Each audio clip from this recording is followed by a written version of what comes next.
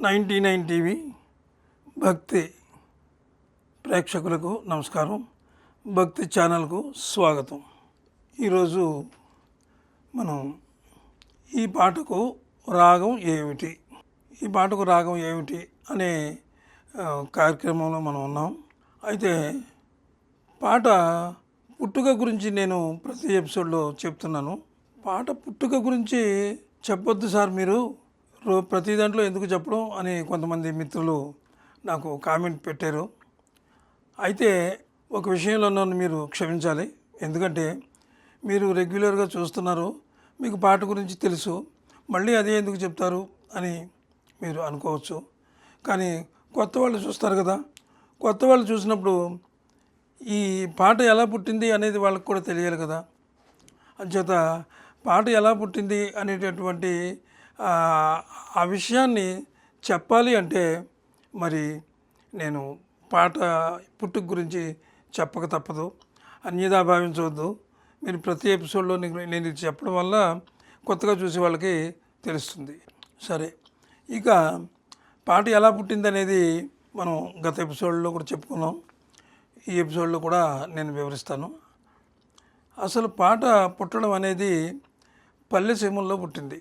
పల్లెసీమల్లో అంటే కార్మిక కర్షకులు అందరూ కూడా వాళ్ళు పనులు చేసుకునేటప్పుడు ఆ శ్రమ, వాళ్ళ యొక్క స్వేదం అంటే వాళ్ళ చెమట కారుతూనే ఉంటుంది. ఆ చెమట కారడం కూడా అలాగే వాళ్ళు శ్రమిస్తున్నారు కదా, ఆ శ్రమ మర్చిపోవడం కోసం పాటలు పాడుకుంటూ ఉంటారు. ఊడ్పుల్లో ఊడ్చేటప్పుడు, అలాగే కలుపు మొక్కలు తీసేటప్పుడు, అదేవిధంగా పంట కోసేటప్పుడు, కుప్పలు నూర్చేటప్పుడు, ఎప్పుడైనా సరే శ్రామికులు పాడుతూ ఉంటారు. శ్రామికులు పాడిన పాటకి ఈ భక్తికి సంబంధం ఏమిటి అని మీరు అనుకోవచ్చు. ఒక మనిషి పాట పాడుతున్నాడు అంటే అతను ఆ పాటలో భగవంతుడు అతనికి ఆ వరం ఇచ్చాడు అనమాట. దేవుడు అతనికి ఆ వరం ఇచ్చాడు. అంచేతే పల్లె పదాలు మామూలుగా ఏముండవు, మీరు అనుకుంటున్నారేమో. చక్కటి రాగయుక్తంగా చక్కగా పాడతారు వాళ్ళు. మనం పాడలేం. అంటే సినిమాలో వేరు, అది వేరు, అదంతా రికార్డింగు అక్కడ ఇవంతా కాదు. వాళ్ళు ఓపెన్గా పాడేస్తారు, చాలా అందంగా పాడతారు, చక్కగా లయబద్ధంగా పాడతారనమాట. అక్కడి నుంచి ఈ పాట పుట్టింది. అలాగే ఈ పాట పుట్టిన తర్వాత ఇక ఏనాడో పుట్టింది పాట. ఈ తర్వాత అంటే పరిస్థితులు మారిన తర్వాత, రకరకాల ఇన్స్ట్రుమెంట్స్ మనకి వచ్చిన తర్వాత, కొత్త కొత్త ఇన్స్ట్రుమెంట్స్ వచ్చిన తర్వాత ఈ సంగీత దర్శకులు ఈ సినిమాల్లో మంచి మంచి పాటలు మనకి ఈరోజు ఇస్తున్నారు. అదేవిధంగా పాటలు ఇచ్చేటప్పుడు ఆ పాట సంగీత దర్శకుడు ఎంత శ్రమిస్తున్నాడు అనేది ఒక అంశం. అలాగే పాట రాసిన రచయిత ఎంత కష్టపడి రాస్తున్నాడు. ఒక పాట ఒక రచయిత రాశాడు అంటే అది అందరూ అనుకున్నట్టుగా అది ఓకే కాదు. ఒక సంగీత దర్శకుడు ట్యూన్ ఇస్తాడు. ఆ ట్యూన్ ఇచ్చిన తర్వాత అప్పుడు రచయిత రాస్తాడు. ట్యూన్కి రాసేటప్పుడు అంటే ఆయన ఇచ్చిన మీటర్లోకే ఈ పాట ఈ అక్షరాలు పడాలి. అక్షరాలైనా చక్కటి అక్షరాలు అనమాట, భావయుక్తంగా. అది అందులో ఒక చిన్న పదాలు కూడా పెద్ద అర్థాలు వచ్చేలా రాసేటటువంటి మహానుభావులు, మంచి రచయితలు మనకున్నారు.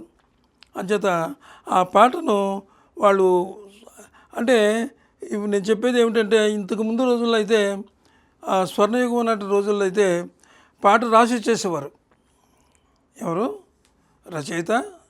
అంటే పాటల రచయిత, లిరిక్ రైటరు పాట రాసి ఇచ్చేసేవాడు సంగీత దర్శకుడికి. ఆ పాటకు ఆయన బాడీలు కట్టేవాడు అనమాట, కంపోజ్ చేసేవాడు. అది మారిపోయింది. ఇప్పుడు ఓన్లీ ట్యూన్ మాత్రమే ఇస్తున్నారు. ఆ ట్యూన్లో ఇది మంచి పద్ధతి. ఇది చాలా మంచి పద్ధతి, ఈ ట్యూన్ ఇవ్వడం అనేది. ఎందుకంటే ట్యూన్ ఇస్తే ఆ రచయితలో ఉన్నటువంటి గొప్పతనం ఎలివేట్ అవుతుందన్నమాట. ఎంత గొప్పగా రాశాడు ఈ రచయిత. ఒక్కొక్క రచయిత తీసుకొస్తాడు, 4 పాటలు తెచ్చాడు అనుకోండి, 4 అద్భుతంగా ఉంటాయి. ఏది సెలెక్ట్ చేయాలో కూడా తెలియని పరిస్థితి. ఇప్పుడు ఇందులో ఇక్కడ పాట ఉంది, మన పాట. ఇప్పుడు ఇంతకీ సినిమా ఏమిటంటే ఇది భక్త కన్నప్ప సినిమా. భక్త కన్నప్ప సినిమాలో శివ శివ శంకర భక్తవ శంకర శంభో హరహర నమో నమో అనే పాట ఇది. ఈ పాటను రాసిన వారు వేటూరి వారు రాశారు. ఈ పాటని అద్భుతంగా రాశారనమాట. అంటే ఆ పాట ఆయన ఎలా తీసుకున్నారంటే ఆ పాటని అప్పట్లో మరి ట్యూన్ ఇచ్చుంటారు. ఎందుకంటే ఈ ట్యూన్ అందరికీ తెలిసిన ట్యూన్, ఇది కొత్తగా ట్యూన్ ఇవ్వక్కర్లేదు. శివ శంకర్ అంటే కాళహస్తి మహత్యంలోనూ అన్ని చోట్ల ఇది ఉన్నటువంటిదే. ఇది ఈ ట్యూను ప్రకారంగా ఆయన కట్టి ఉంటారు. లేకపోతే వాళ్ళు ట్యూన్ ఇచ్చిన తర్వాత రాసి ఉంటారు ఈ పాట రాసిన వారు ఆయన వేటూరు వారు. ఇక సంగీతం విషయానికి వస్తే సంగీతం సత్యం అంటే అందరికీ తెలుసు. ఇప్పుడు బాగా కొత్తగా వచ్చిన యువతకి కొంచెం తెలియకపోవచ్చు, కానీ కొంచెం మధ్య వయసు నుంచి అంతకుముందు ఉన్న వాళ్ళకి అందరికీ కూడా సంగీతం అంటే నిజంగా వాళ్ళు ఎంత ఇష్టపడతారో చెప్పలేం. అతనికి మెలోడీ కింగ్ అని కూడా బిరుదు ఇచ్చారనమాట. అంత అద్భుతమైనటువంటి బాణీలు కడతాడు ఆయన, పాటలు అలా కంపోజ్ చేస్తారు. ఈ పాట శివ శంకర భక్తవ శంకర శంభో హరహర నమో నమో అనే పాట ఇది. దీనికి కూడా ట్యూన్స్ ఇచ్చే ఉంటారు, కానీ ఈ ట్యూన్ ఆయన సెలెక్ట్ చేసుకున్నారు. అంటే ఇందులో ట్యూన్ సెలెక్ట్ చేసుకునే దగ్గర కూడా డైరెక్టరు, నిర్మాత, అలాగే సంగీత దర్శకుడు వీళ్ళంతా ఉంటారనమాట. అప్పుడు ఈ రెండు లైన్ మీకు ఈ పాట ఎలా ఉంటుందనేది వినిపిస్తాను. శివ శంకర భక్తవ శంకర శంభో హర హర నమో నమో శివ శంకర భక్తవ శంకర శంభో హర హర నమో నమో అనే పాట. అంటే నేను గాయకుడిని కాదు, అంచేత ఎక్కడైనా కొంచెం తేడా వస్తే మరి అన్యదా భావించవద్దు. అంటే ఈ పాట మీకు ఆ ట్యూన్ వినిపించడం కోసమే నేను ఇది మీకు చెప్పాను.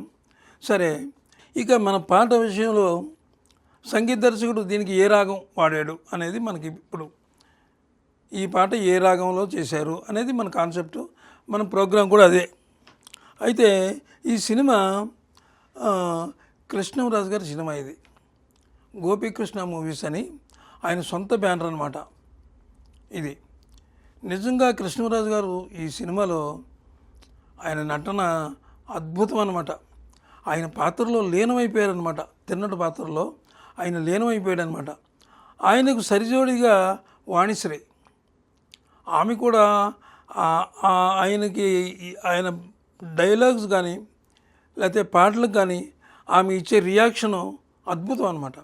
అంత అద్భుతంగా ఆమె రియాక్షన్ ఇచ్చింది. అందుకే ఈ పాట హైలైట్ అనమాట. హైలైట్ అంటే ఏనాటి నుంచో ఈ పాట ఉంటూనే ఉంది, కానీ కృష్ణరాజు గారు దీనికి మంచి హంగులు ఇచ్చే కలర్లో సినిమాలు తీశారు. ఇది చాలా అద్భుతమైనటువంటి సినిమా ఇది. అయితే ఇందులో మనకి ఒక విషయం మనం మాట్లాడుకోవాలి. సంగీతం, రాగాలు, దీనికి మంచి ట్యూన్స్ కట్టారు ఆయన. పాట దగ్గర వచ్చేటప్పుడు మనకి గమకాలు ఉంటాయి. ఆ గమకాలు కూడా అంటే పాట ఏనాటిదైనా వీళ్ళు మంచి బాగా దాన్ని మళ్ళీ మోల్డ్ చేస్తారన్నమాట. పాటను మోల్డ్ చేసి మెలోడీ కింగ్ అని ఊరికే రాలేదు ఈ సత్యం గారికి, దర్శకుడు అనమాట, సంగీత దర్శకుడు. చాలా మెలోడీలో అద్భుతంగా చేశారు ఈ పాటని. అలాగే బాణీలు కూడా మంచి బాణీలు కట్టారు. అయితే ఈ పాట ఏ రాగంలో చేశాడు ఆయన పాటలన్నీ కూడా చాలా రాగాలు తీసుకుంటాడు పాటకి. అందులో ఇప్పుడు రచయిత ఎలాగైతే పాటలు రాసి 4 రకాల పాటలు రాసి తీసుకొచ్చి అందులో ఒక పాట సెలెక్ట్ అవుతుందో, అలాగే ఈయన దగ్గర ఎవరు సెలెక్ట్ చేయక్కర్లేదు, ఈయనే చూసుకుంటాడు అనమాట. 4-5 రాగాలు చూసుకుంటారు ఆ పాటను బట్టి. అంటే సిచ్యుయేషన్ ఉంటుంది కదా, అది ఏ సందర్భంలో పాడారు, ఎక్కడ పాడారు. శివలింగం దగ్గర పాడినటువంటి పాట ఇది. శివలింగం అంటే శంకరుడు దగ్గర పాడిన పాట ఇది. ఈ పాటలోను శంకరుడి యొక్క మహిమలు మనం అంతా కాదు. ఆయన బోళా శంకరుడు అనమాట. ఎవరు ఏమడిగినా సరే ఇచ్చేసి తర్వాత ఆయన చిక్కుల్లో పడుతుంటాడు. అలాగే ఒకసారి పురాణాల్లో ఒకసారి జరిగింది అది. రావణ బ్రహ్మ వచ్చి కోరరాని కోరికలని కోరుతారు రావణ బ్రహ్మ. ఆత్మలింగం ఇచ్చేయమంటే ఇచ్చేసాడు ఆయన. అంటే అంత బోళా శంకరుడు అనమాట పరమేశ్వరుడు. ఆ పరమేశ్వరుడు యొక్క చక్కటి పాట ఇది. శివ శివ శంకర భక్తవ శంకర శంభో హరహర నమో నమో అనే పాట. ఇక ఈ పాట ఆయన చేసిన రాగం చూడండి. ఒక రాగంలో చేసేయచ్చు ఈ పాటని, కానీ ఆయన దీన్ని ఎన్ని రాగాల్లో మలిచారో అది మనం చూద్దాం. ఆయన ఏం చేశారు, గౌరీ మనోహరం అనేటటువంటి ఒక రాగం ఉంది.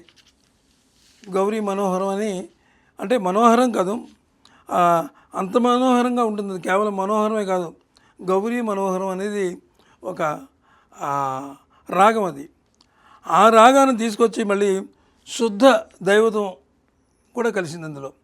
శుద్ధ దైవత్వం కలిసింది, అలాగే అంతర్గాంధారం కూడా కలిసింది మళ్ళీ అందులో. ఇలాగా ఈ మెయిన్గా గౌరీ మనోహరంలోంచే అవన్నీ వచ్చినాయి. అందుచేతనే ఈ పాట అంత అద్భుతంగా ఉంది. ఇప్పుడు ఈ పాట యొక్క రాగం ఏమిటి అనేది మీకు వచ్చింది కదా. సరే, నేను మీకు మళ్ళీ చెప్తాను. ఇది రాగం గౌరీ మనోహరం రాగం, శుద్ధ దైవతం, అలాగే శుద్ధ గాంధారం, ఈ మూడు కలిపి చేశారు. ఈ పాట నిజంగా అసలు సూపర్ డూపర్ హిట్ అన్నమాట. ఈ పాట అసలు శంకరుడికి చాలా ఇష్టమైనటువంటి పాట ఇది. ఎన్నో పాటలు ఉన్నాయి, ఎన్నో పాటలు ఉన్నప్పటికీ కూడా ఆ పరమేశ్వరుడికి చాలా ఇష్టమైనటువంటి పాట ఇది. అంచేత ఈరోజు మరి ఈ టాపిక్ తీసుకున్నాను. కృష్ణరాజు గారు, వాణిశ్రీ గారు చాలా అద్భుతంగా నటించారు ఇందులో. అంటే మిగతా వాళ్ళు కూడా చాలా బాగా నటించారు. ఈ ప్రధాన పాత్రలు కాబట్టి వీళ్ళిద్దరూ అద్భుతంగా నటించారు. అలాగే సత్యం గారు, వేటూరు వారు మంచి దీనికి అందం తీసుకొచ్చారనమాట. నిజంగా ఇది ఎక్కడ చక్కని ప్రకృతి ఒడిలో తీసినటువంటి షూటింగ్ అనమాట. ఇది ఎక్కడ చూసినా ప్రకృతే, చక్కటి ప్రకృతి, చల్లని వాతావరణం, అంత గ్రీనిష్లో తీసినటువంటి పాట ఇది. ఈ పాట ఈరోజు నేను తీసుకున్నాను. మళ్ళీ రేపు ఒక మంచి పాటతో మళ్ళీ మిమ్మల్ని కలుస్తాను. మరి ఈ పాటని మనం ఈ ప్రోగ్రామ్ని మనం ఇప్పుడుతో ఆపుదాం. రేపు మళ్ళీ కలుస్తాను. అందరికీ నమస్కారం, సెలవు.